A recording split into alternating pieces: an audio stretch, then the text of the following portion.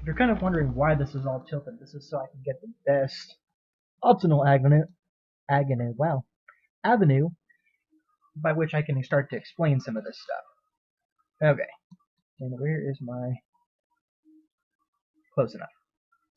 Okay, I'm not sure if it's doing it all backward or what the what. We're gonna go with that.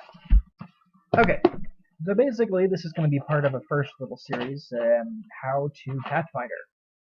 A couple things that you will need. This really isn't needed. It's basically a GM screen. It's more for me than anybody. And it's a really good, helpful tool when it comes to setting things up. As you can see here, it's got all kinds of neat little um, graphs and so on, or as far as like combat tables, all that other good stuff. Just basic stuff that I would need more to run things a little bit more efficiently. I love this thing. Finally managed to actually get off my butt and get one, but that's neither here nor there. Basically, it's kind of set up kind of like so. It keeps all my nice little books and stuff behind it. You can't see squat behind it, but I can see everything, so you can't like cheat and see what I'm doing. Of course, if you have a playmat like this is handy because you can see the little grid squares on there, and that's where your characters and such will move on. A character can be anything represented by anything from like a stone or a counter or like a bottle cap. In this case, we're going to use a nickel. It fits, it's nice, and it's now sitting in a 5-foot square. That's basically what each one of these will represent. So basically a 10-foot by 10-foot room will be this by this. And I'll take these out here in just a moment. That's what these are for, because this is a wonderful little dry erase board, which is why it's also got the spray and such. It's also handy to have. You don't have to have one to play at the gaming table, but if you're a DM or something, I would absolutely recommend it, just because it's easier, it gives people something to look at, and really I don't recommend bringing out graph paper for that. Graph paper is excellent for planning, but not really for the actual gameplay. I'm going to try and keep this as condensed as possible, and of course we're going to go with markers. So we're going to set up a 15 by 15.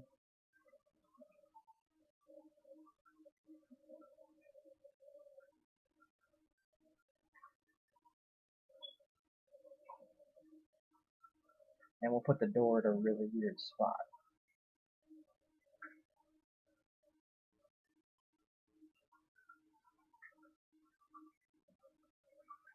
There.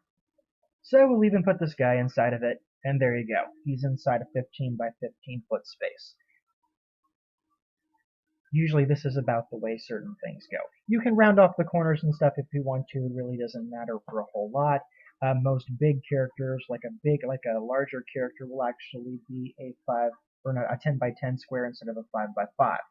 And a huge character would be something like that dimension. And they have a pretty decent reach, which I'll get into that here in just a moment too. Actually, no, we might as well get into that now. If you're talking into like reach characters wise, how far they can hit and such, reach is generally a 5-foot space. Adjacent, that means next to you. So if this character is here, basically every single one of these squares around is where your character can basically reach with a basic attack. There you go. Explained in a little bit. Okay.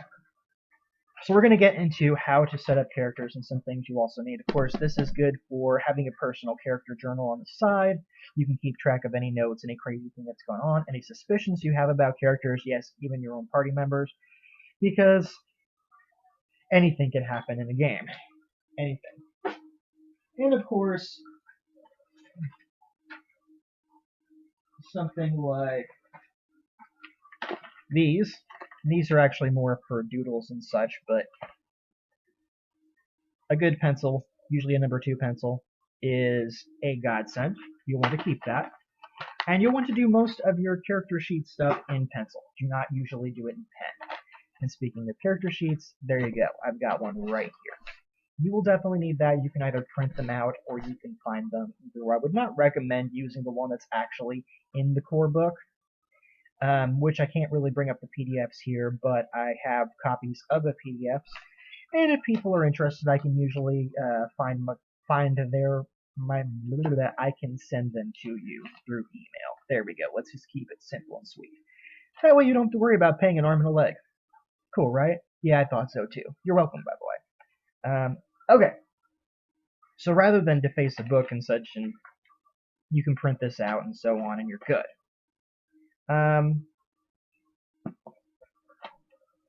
What else? Oh, yeah, so the most important one, dice. There are any number of little dice here. You can see them all in there, and of course a little moonstone for extra luck, because why not? The other thing is, if you have a cell phone, there is a handy little, it's called Masterwork Tools, Pathfinder open source, and it's got a lot of the basic stuff in there that you can look at for reference. So I'm just going to kind of go down the list, and I'm going to create a character here. I'm going to do it with, we're going to just make it a human, because humans are easy to figure, and for good starting characters, of course, as you see here, I'm pulling it up on my cell phone, because why not? Come on. There we go. Races. And brings up skills, because my cell phone. Races, core races, and then humans.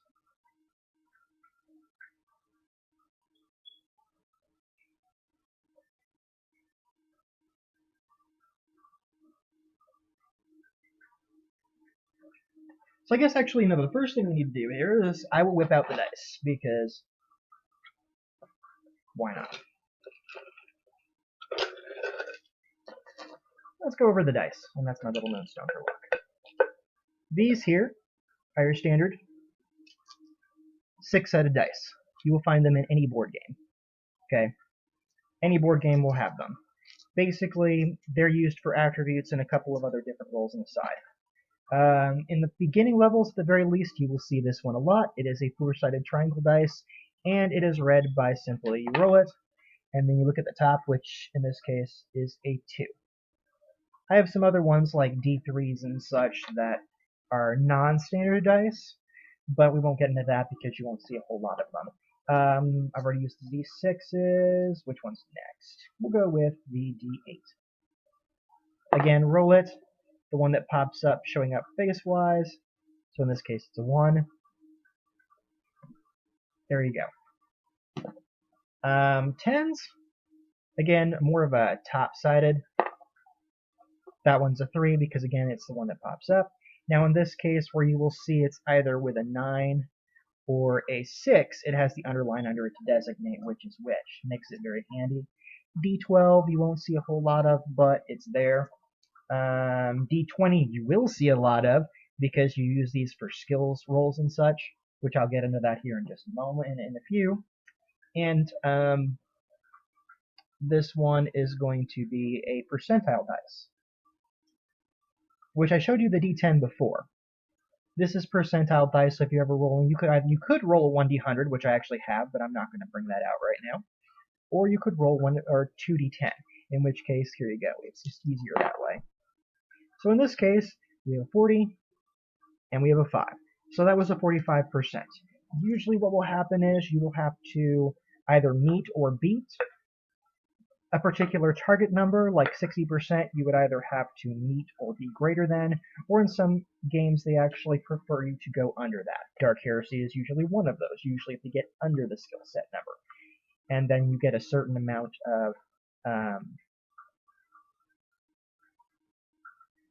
over points, basically, for every 10 over. So if my target number was a 20, for instance, and I just rolled a 45 there, for every 10 you get an extra particular effect, which in this case would be 2 tiers, or 2 successes. If you were rolling a contest, it would basically be 2 successes over whatever they have, which I can get into that later as well.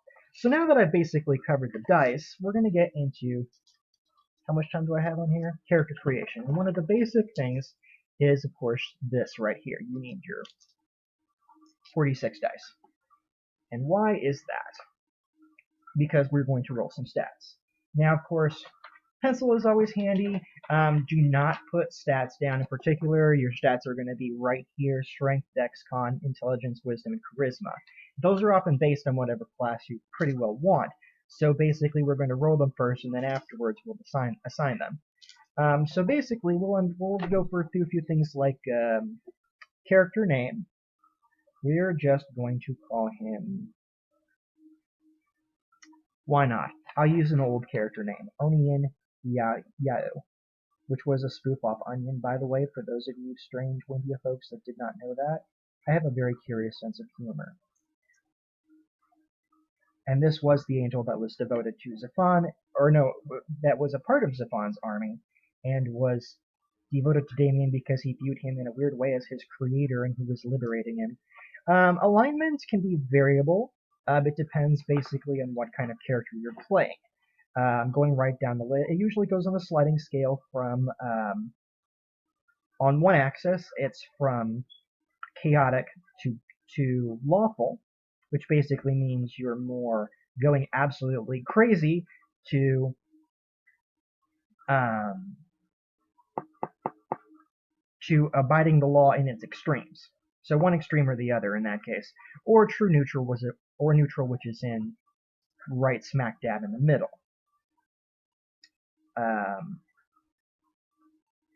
And then on the other hand, your axis of good or evil.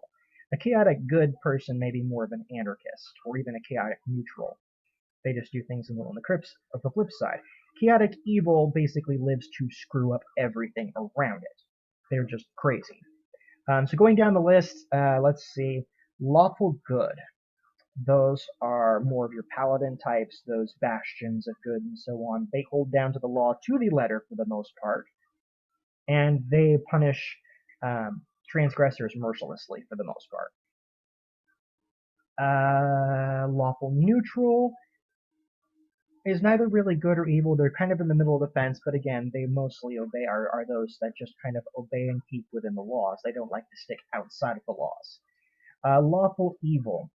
These are evildoers that may either manipulate the laws to their own ends, or they will work with their evil deeds within the letter of the law. You will see a lot of devils in the Pathfinder series that are basically lawful evil.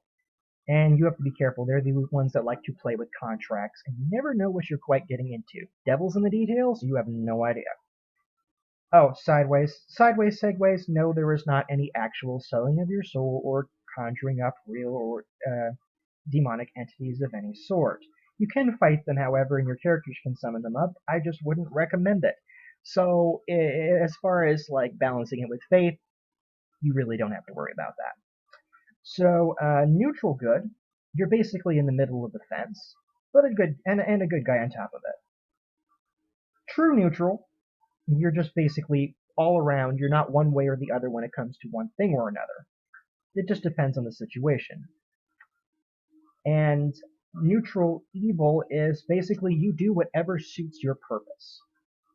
You're not really a bad guy per se, but people will have to watch you because you're not really trustworthy either. As long as it suits your purpose, you help out. The moment it doesn't, you're the first person to screw them over and point and laugh at them and then charge tickets for the occasion afterwards. Evils are pretty screwed up in this, if you haven't noticed. Okay, so chaotic good. Again, anarchic types or anti-heroes. Batman would probably be a chaotic good.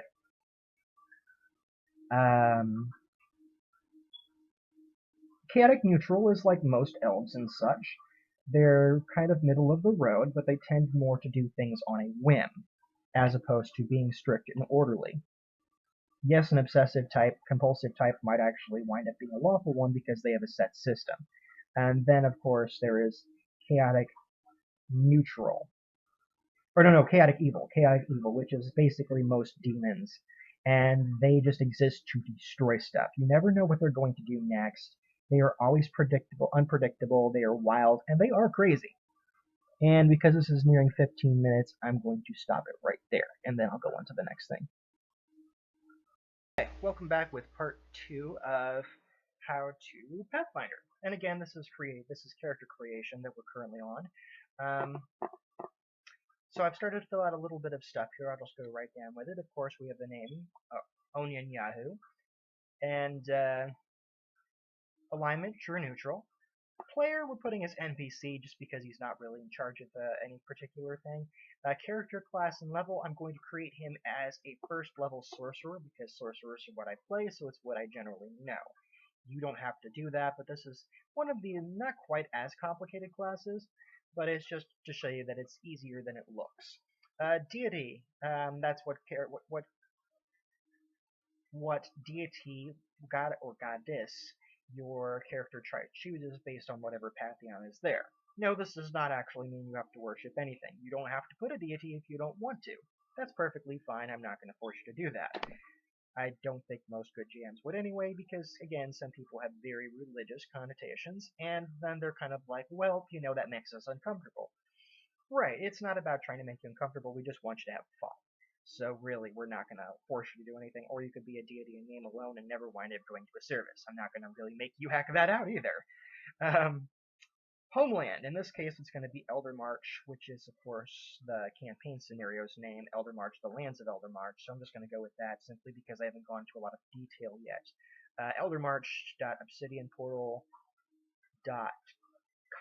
I think it is? Yes, that's the actual wiki if you want more details on a lot of that stuff, as I've started to get more of that set up. Race, we're going to go with human. Size, most characters are going to be small or medium. Very few will be playing large characters. It's perfectly possible that may happen, especially if you're playing one of the homebrew classes like the Anunnaki or like a half-orc or something like that. But, yeah, for the most part, it's going to be probably medium size. So we're going to go with medium because he's a human. Gender, of course, he's a male. Age, he's going to be about 25 just because. I usually make a lot of 6 foot tall characters, so he's 6 foot 2 inches, about 200 pounds, and he's got gold hair and green eyes. Basic filler fluff. Okay. So now we get to the good stuff. Speed is going to generally be about, base speed is going to be 30 feet. Which, of course, 30, if you want to turn of squares, it's going to be 5 squares. And that's going to be for move actions, and we'll get into that in a moment. With armor and such, I'm not going to worry about all that right now. He can't fly, can't really swim, climb, burrow, anything like that, so we're not going to worry about that. HP we figure out later. Basically, a lot of this other stuff is going to come down to what is rolled for that. So since we have a sorcerer class, and this is important here, because if you already know what your class is, you can figure out kind of what you want to set for that. They're going to be a lot of Constitution, Intelligence, Charisma. Charisma is usually a big one for sorcerers, unless they super change something, which I can find that out here in a moment. So that's basically where you're going to want a lot of your stats to go. The big three, as far as stats go, at least towards your saves, like Fortitude, Reflex, and Will. Fortitude deals with against poisons, Reflex is dodging things, and Will is like mind control and such like that. So, or dealing with illusions. So, Wisdom, Dexterity, Constitution are good ones as well. So, those are ones you generally don't want to put a dump stat into. Dump stat being whatever your low roll turns to be. But I'm dragging things on a little bit more than I probably should, so we're just going to get right back to the basics of it, which is, of course, we're going to go right down the list. Strength is more towards lifting things, or certain things like climbing or swimming, that sort of thing. You really don't find a lot of climb skill checks. Certain things like a grappling contest or trying to wrestle someone will use strength. Dexterity. Dexterity adds towards ranged. Oh yeah, strength also adds towards attack rolls and such. Dexterity generally adds towards ranged attack weapons, like using a bow and arrow, a shotgun, something like that. Anything that's long range as far as a basic attack will use dexterity. Both in its to hit and additional damage. Both strength and dex also will go into what's called CMB, which is, I'll get into later, but basically involves tripping attacks, bull rushes, charges, grapples, that sort of stuff. Constitution.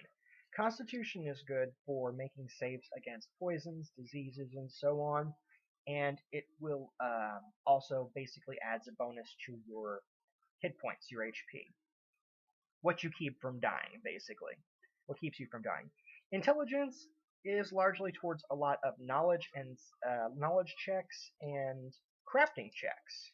It can be very, very handy. Lately, as of late, it's also been put towards spellcraft. So if you're a spellcaster, there you go. You want intelligence points. Do not use that ever for a dumb stat, ever. There are some classes like the witch that also rely on it. Bonuses on that also give you bonuses to skill points, and with certain spellcasting classes, bonus spells and so on. Wisdom is basically used for a lot of survival type stuff, and of course for will saves. So it's decent to have. It's one of the more underrated. It gets used as a dumb stat a lot, and it really shouldn't. Yeah, that's basically it when it comes to wisdom. It's good to have, and just make sure to have at least a moderate. Don't ever put it in the negatives. I think it's the clerics actually that use wisdom as a class stat. It's very important to that class. Charisma. Charisma is used towards bluffs, diplomacy, and for using magic devices. It's also used by sorcerers. They use it for their spells, their bonus spells, and spells per day, and all that good stuff.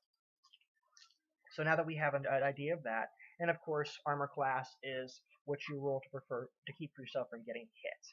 We'll get into that here in a moment. But first off, we'll get to the basics. So we have our little sheet here, and of course, I'm going to write them down on the side. I'm not actually going to put them through just yet because you don't ever want to do that. So basically, you roll 46. That is 4 dice with 6 sides, as I have here in my hand.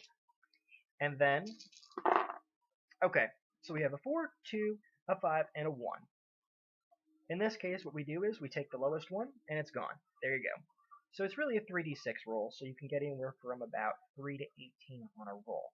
Although, if it's under 8 or 9, usually I just have it re-rolled anyway, and for most events, I will generally, especially if it's like their minuses and such, if it's not a 10 or anything like that, then I will just have them re-roll it just to be on the fair side. I want people to have fun. And if you wind up with an 8, and then you wind up with a -2 on that, then you wind up with a very, very, very low score, and that can either be hard to roleplay, or you can't really do much with it. So, and if a person has enough scores on the low side, I have them re-roll it all together. So we remove the low roll, so we have a 4, 5, and a 2. So basically we wind up with an 11. So I'll just write that along the top here, 11, and we'll do this again about 5 more times. That one's a 9, so in the spirit of what I just said, I'm going to re-roll it. Holy crap, these rolls. That one's 7. Forget that. That one was even lower. How am I getting even lower with every successful roll? Okay, that's better. That's going to be a 12. So 11, a 12. Mr. Onion, you're not doing very well. That was a 5, so it stays. Oh, and 15. Cool. That's much better. I'm going to say, you might have some hope of being a mediocre sorcerer there, Mr. Onion. This one's a little better. 16. And I have 2 more left. 8 plus 2 is a 10. So the lowest roll is basically going to go to strength for this guy. 9 plus 2 is 11. Okay. So, that's one way of doing it. Some people prefer a point-buy system. I'm not focusing on that because it's retarded. I'm going to flat out say it. I find it retarded. I just don't find it that much fun, especially when you can turn around and you can have some really fun rolls just as long as it's handled properly. I think it all depends on whether your dungeon master is kind of on a power trip and just bases it off their own ego as opposed to let's do something that can actually have fun. But that's just me. And if you ever see one that is basically on a power trip of sorts and cares more about that than everybody having a little bit of, that's usually a good sign to run away from that group as fast as possible. Save yourself the time and the drama. So we have 3 different stats. We have or 6 different rings now. We have two 11s, a 12, a 15, a 16, and a 10. So right off the bat, because we're dealing with a sorcerer, they're not particularly strong. So we're going to start off with the ability score of an 11. Where did because I think my thing may have the stat bonuses here. It doesn't. It doesn't because I am retarded. No, actually, it just doesn't. We can get into stats in a moment. I think it's what? Yeah, 10 to 11 is 1. 12 to 13, 2. 14 through 15, 3. 16 through 17, 4. Oh, no. That's right. I did that wrong. I totally did that wrong. I thought something was up. Okay. And then 20 through 21 is 5. Okay. And that's just so. And of course, 18 is a minus 1. 6 to 7 is a minus 2. Okay. And I'll get into what the minuses are here in just a moment. I can use that to explain skills as well. My time's getting a little short for this 15-minute portion, so we're just going to go into that. Go through this real quick. So oh, did I put 11 for that? I don't know that. Okay. So first off the bat, humans have +2 to 1 ability score. So I'm not going to put it in strength. I'm probably going to put it in charisma. So that means that my charisma is going to be the highest roll because he's a sorcerer. So that's going to be 16. And then I add 2 onto that, which is going to be 18. Because they get +2 to 1 ability score. Speed 30 feet. They have an extra bonus feat, which is just like special little perks and such.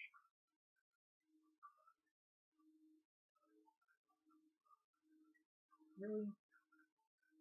Okay. Right, +2 to 1 ability score. Okay, so now that I've got the +2 out of the way for that, we're going to go with strength is going to be a 10, which gives us a +0 ability modifier.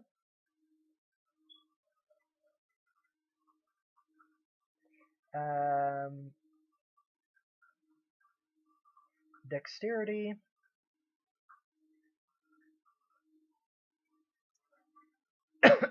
Actually, for my next highest one, I'm probably going to want it to be, yeah, it's going to be intelligence because it's a 15. So 15 goes to intelligence because you want that to be in there. Spellcasting, and so on.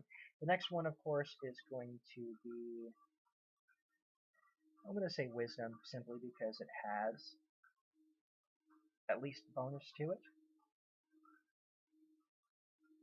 So that gives you more of a will save and so on. Constitution is going to be the next highest, which is 11. So basically dexterity and con both have, they don't have anything added to it really, but they have something a little bit more. So now I'm going to go through and add ability modifiers. Strength of 10 gives a +0, 11 and gives a +0, so that is what is added to dex and con. Intelligence is a 15, so it gets a +2. Wisdom is a 12, it gets a +1. Charisma is an 18, so it gets +4. This will also acquire for bonuses and such. So what does this mean exactly? What the heck is Phil? What the hell is up with skills and such, or not skills, but these ability modifiers? Well, that's coming up into our next one. So I'm going to stop this here so I can start with the other one. Okay, part 3 of the Pathfinder series of Let's Start Up a Character. We are going to get into ability modifiers. So as you're aware, we have different things here. I'm going to go with intelligence. Let's say if to take a intelligence skill, we're going to go with well, let's just go with something generic. Let's say you're going to use your smarts in order to figure something out. So let's say I say, okay, that's fine. We're going to use an intelligence-based DC or difficulty check. We'll go with 12. Okay. So if you look under intelligence, your modifier is +2. So basically, you would roll a 1d20, as I'm going to do now, and you add the result of that roll you add to the result of that roll the ability modifier. So unfortunately, I have rolled a 2. This person did not have a brilliant moment. Sure. The ability modifier makes it add an additional 2. That's a 4. So of course that fails because you want to meet or beat the target number of the DC or difficulty check, and that was 12. So in this case, because it is a 4 or less, I would probably consider that a critical failure. So now what I'm going to do is I'm going to turn around, because to give people a fair shot, take a percentile dice. 50 or below, and they have just come up with a really screwed up idea. 50 or above, they're safe. They realized it wasn't a very good idea. 50 or below, they didn't, and they probably have a warped idea depending on the degrees of failure, which is I was saying the 10 or... Okay, so this person rolled a 70, so it was a 76, so 50 or above, they're safe. Had they rolled like a 20, that would have been like 3 degrees of failure, so that would have been... they really would have had some messed up ideas about whatever the situation was. But let's say they take the next turn, they decide to try again. 19. So they made it with a pretty decent success. And if it was a 20, I would have gone ahead and done the other thing for degrees of success. It wasn't, though. It was a 19. So I add 2 onto that, and of course it's a 20 or 21. If the roll was a 20, then I would have gone with it, but again, it didn't. So, okay. So basically, that's basically what you would call as far as skill checks and modifiers. The other thing is, of course, they have a strength plus 0, which if I'm rolling a d20 to figure out whether it's a hit or not, I just rolled an 11. You add base attack bonus, which depends on the class, which for level 1 sorcerer, the base attack bonus is absolutely nothing. It's 0. It's zip. So we don't have to worry about that. So basically, it was... they rolled an 11, okay? No bonuses, no additional, let's say, unarmed damage. That's, yeah, just a 1d4, okay?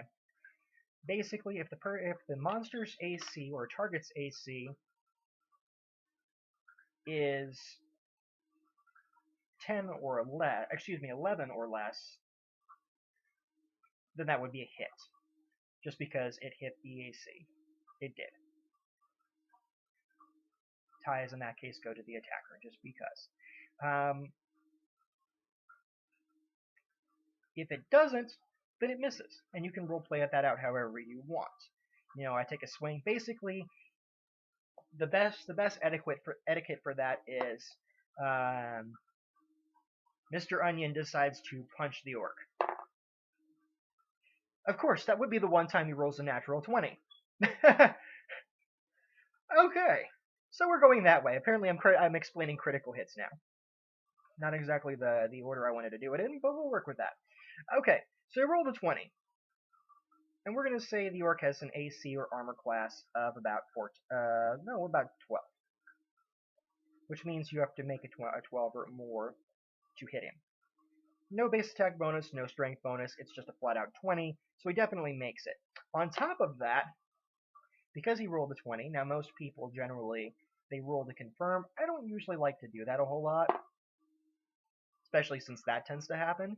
And then, of course, you have to meet the AC the armor class a second time in order to confirm. I usually don't like to do that, so I usually don't. And that's why, because that tends to happen, and I don't like to cheat people out of an epic moment. So what happens when you roll a critical? If there are any additional effects that are listed, those usually come into play. Usually what happens is you take the damage, which in this case is an armor strike, so we're going to go with 1d4. And it's a 4. Nice. And it is multiplied by 2, in some cases by 3. So in this case, the orc just got dealt 4 damage. If there's anything like damage resistance or anything like that, then you're protected by that. As far as armor, armor usually adds to the armor class as well, which is actually what we're going to get into now. So now you have an idea of how attacks work. Not exactly a different segue, but okay, we'll work with that. Skills is much like the combat to a certain degree, or the skill check I mentioned with the intelligence-based one. Basically, let's say you have, we're going to go with this. You're making a dungeoneering check to kind of determine the layout of the dungeon, or not really the dungeon, but how it's kind of made.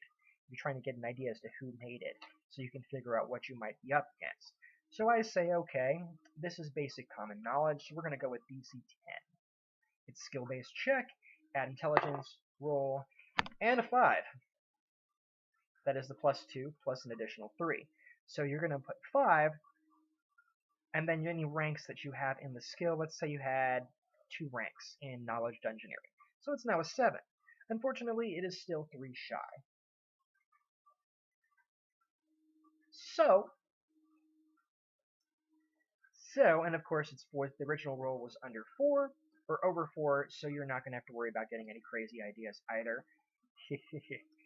Starting characters, so they do tend to get crazy ideas. It figures with any experience in life, you're going to get strange ideas about stuff and do weird things until you get knowledgeable into, hey, don't do that. Anyway, I will try to keep you from dying the first couple of sessions, I swear. It's just easier on us all that way. Plus, it's not that fun if you just die right off the bat before you can have any real fun. So, now that I've explained that, life goes on.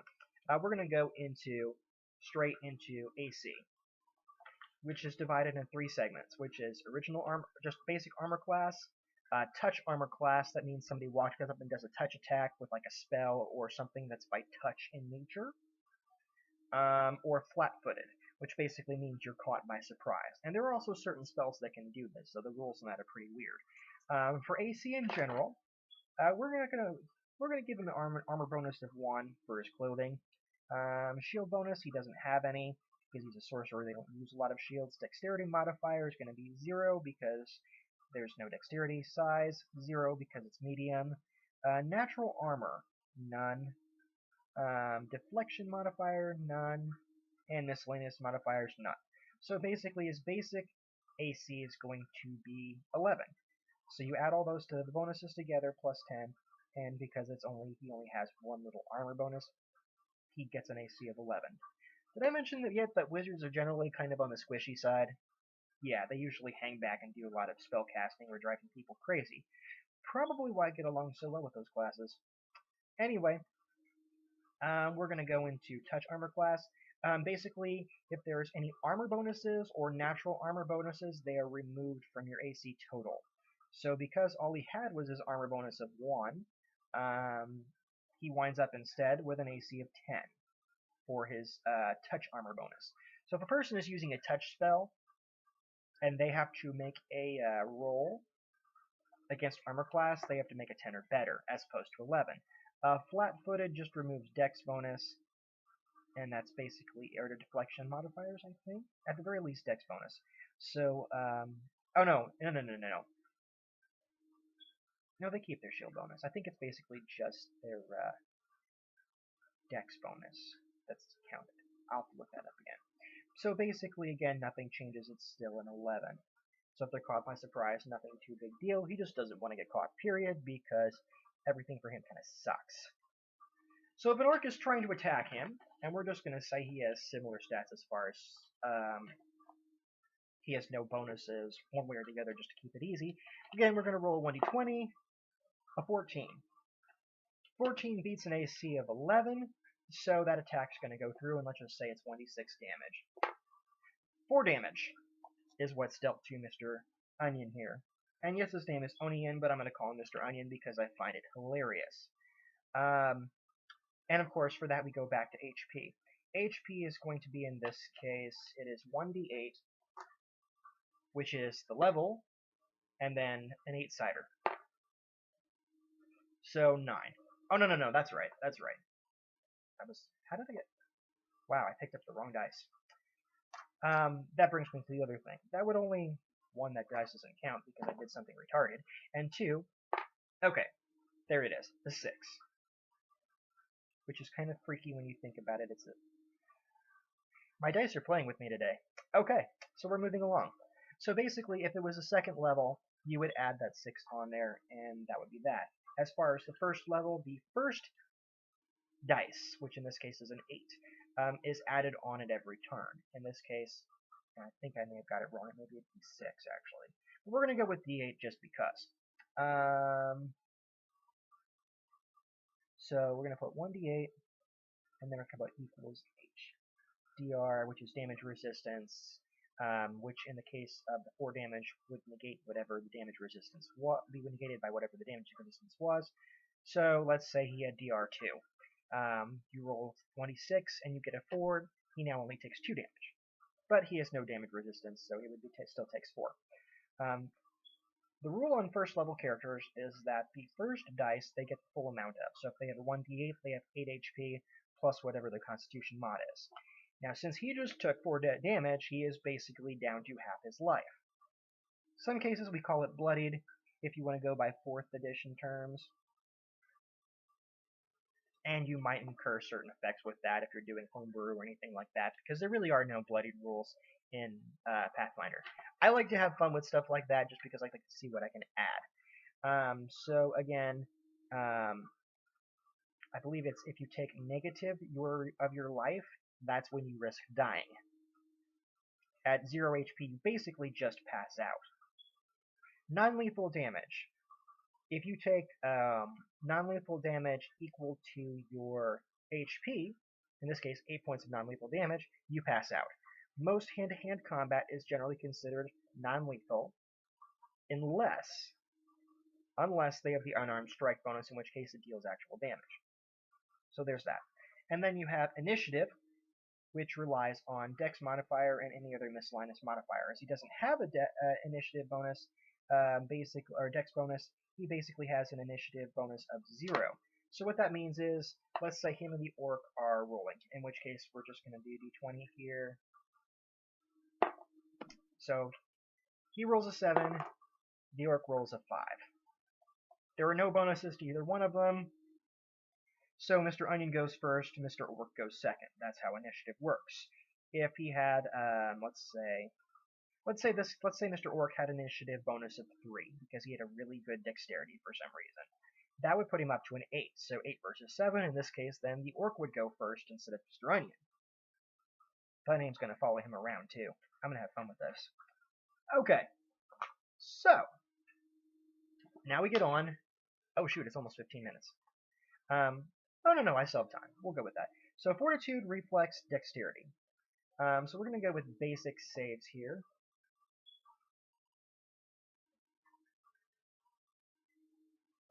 And we're going to go to 4 classes real quick, since I'm pulling it up here. And oh, I was right, it was a D6. We're going to go with D8 anyway. Let's just say he's special. He's an NPC anyway, who cares? Okay, so base attack bonus, of course, nothing. The only thing that they really get at first level for a sorcerer is a will save of +2. So that's the base save. And because he has an extra point in that, he has an ability modifier of 1, no magic or miss modifiers, which you can use potions to temporarily aid you in that, like Bull Strength for strength, or, yeah, Fox's Wisdom, that sort of thing. Owl's Clarity. Stuff that you can basically beef up certain things. Or Fox's Cunning, that's what it was. So in this case, he has nothing for base reflex save, nothing for an ability modifier, and I'm really feeling sorry for this guy right now. I'm almost tempted to play him out at some point as an NPC just to see how screwed up he gets. Which is why I will be using him for a lot of base playtesting. So Fortitude-wise, he has nothing. So if he makes if he has to make a difficulty check based on poison, he has a 1 to 20 chance, or his basic range is 1 to 20. If the DC, even like DC 10 and such, he has to be careful of. Same with Reflex, he's just not very flighty. Will save, on the other hand, he's got 1 to 23, so he's got a little bit better of a range. He's a bit more durable in the mental fortitude Not so much in anything else. And then, of course, we have CMB, which is pushes and such. Let's see. Size modifier, he's got nothing. Strength modifier, nothing. Base attack bonus, again, nothing. So his CMB is 0. So basically, it would be whenever, let's say he's trying to grapple somebody, he would roll 1d20, and in this case, add the CMB to that. B as in boy. Just had to make that settle. So there you go. Roll a 17, which is where we get to our next stat, CMD. That's the stat by which defends you from grapples, trips, etc. Actually, no, we'll make it a trip because it's easier. He tries to trip the orc, and the orc's going to go off his stats. So again, oh, nothing, nothing, nothing, no size modifier. So his CMD is about 10. So anybody can really grab him, trip him, push him, and he makes it. Usually it's every 5, just gives you an extra plus or bonus or something. So there we have that. And that's basically it for the most part. Skills is basically skill ranks. I believe it's 4 points. Oh, no. It's your maximum. It's your maximum level. Is how many ranks you can put into something. So as we see here, we have a number of things, and we'll just go with the jack of all trades feat here, so you can say all of his are class skills basically. We're going to go with that though. We're going to go back to dungeoneering. So at a level 1, he can put 1 skill point into that, and his skill points are basically going to be 2 plus intelligence modifier. So 2 plus 2, so his skill ranks per level are going to be 4 per level. So he gets four skills he can put into. So he's going to put 1 into dungeoneering, 1 into arcana, 1 into spellcraft, and what else? We're going to say 1 into diplomacy because he had better be able to be diplomatic the way things are going with him. And aside from that, languages, which in his case would be common, and he gets 2 others because of his plus 2. So it would be, we're just going to say Draconic because that's common, and Elvish. He doesn't know how to speak Orc, or Goblin in this case. Weapons, that doesn't need to be worried about, it's just something kind of simplistic. But again, this is just enough so you can get a basic idea as to how to set up your character. So with that, I think I've come to a conclusion for this portion of it. I don't really need to worry about setting up spells and such. That's something I can always go over with somebody personally. Yeah, that's it for the time being. So there's a base idea as to what we're looking at, and I hope you enjoyed it. Hope it cleared things up a little bit as to our geeky little fun.